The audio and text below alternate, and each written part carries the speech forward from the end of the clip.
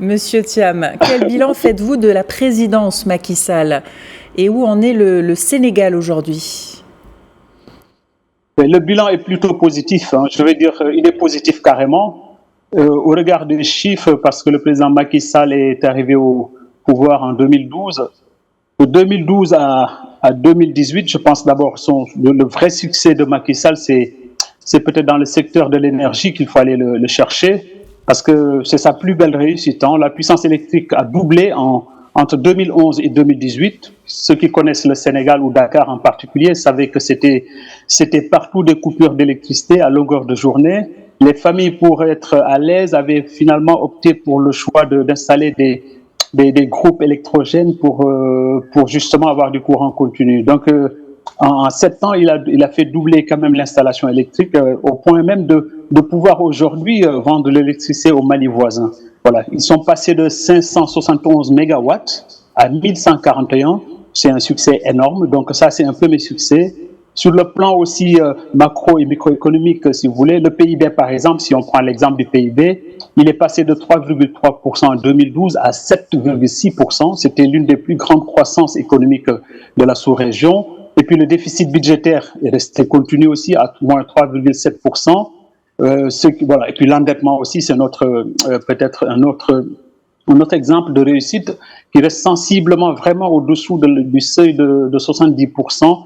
Défini par l'Union économique monétaire des États de l'Afrique de l'Ouest. Donc, si on met les uns à côté des autres, c'est vraiment un bilan économique réussi, quoi. Ça, c'est juste sur le plan macro et microéconomique. Mais sinon, sur le plan des réalisations, le reportage le montrait tout à l'heure, le Sénégal s'est transformé en 12 ans, ça, il faut le dire. Peut-être, oui, c'est le président Wade, son prédécesseur, qui avait lancé les grands travaux du Sénégal. Mais le président Macky Sall est venu, il s'est érigé en tout cas, il s'est peut-être positionné en bâtisseur carrément, parce que le Sénégal est en chantier encore. Ça se voit, c'est aux 4 coins du pays.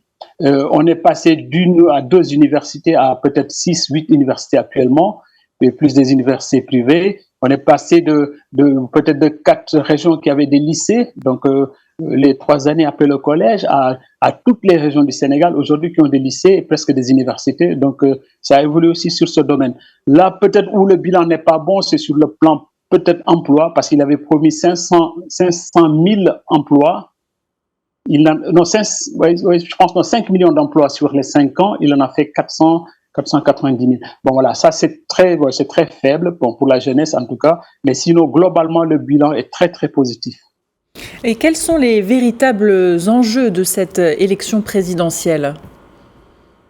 Bon, aujourd'hui, d'abord, c'est vers quelle stabilité on va aller. Je pense que l'enjeu, c'est ça. Qui va remplacer le président sortant, Macky Sall? Est-ce que c'est son dauphin, donc la continuité? C'est un opposant qui viendra au pouvoir? En tout cas, l'enjeu global, c'est le lendemain de cette élection. Qu'est-ce qu'on attend? On attend plutôt la stabilité du pays, parce que le pays a traversé quand même quelques années très, très difficiles. Beaucoup de turbulences, beaucoup de problèmes politiques, beaucoup de problèmes sociaux aussi qui sont posés. Il y a eu beaucoup de casses aussi, il faut le dire. Ils ont défait beaucoup. Ouais. Cher Thiam, quelles sont les attentes de la majorité des Sénégalais? Aujourd'hui, l'attente globale, c'est d'abord la stabilité. Donc, après Macky Sall,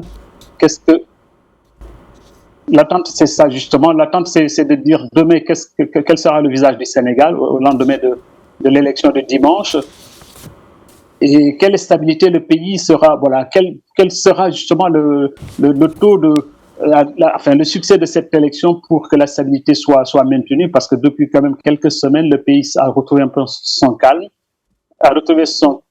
donc le Ramadan aidant, puis le carême pour les chrétiens aussi, parce qu'il faut reconnaître aussi qu'il y a une communauté chrétienne parmi les Sénégalais. Je pense qu'il y a beaucoup de bruit autour de moi là derrière.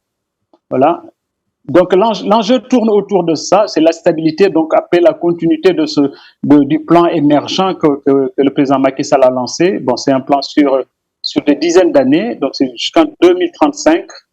Voilà. De ce fait, les Sénégalais aussi ont cette vision-là. Tout le monde aspire peut-être à un développement. En tout cas, il s'est initié actuellement. Le pays est en chantier, donc tout le monde s'attend à ce que justement ce décollage amorcé se poursuive et se maintienne pour aboutir à un vrai développement économique et social. Merci Bachir Thiam d'avoir répondu aux questions de Médien TV pour cette édition spéciale consacrée à la présidentielle sénégalaise. Merci à vous.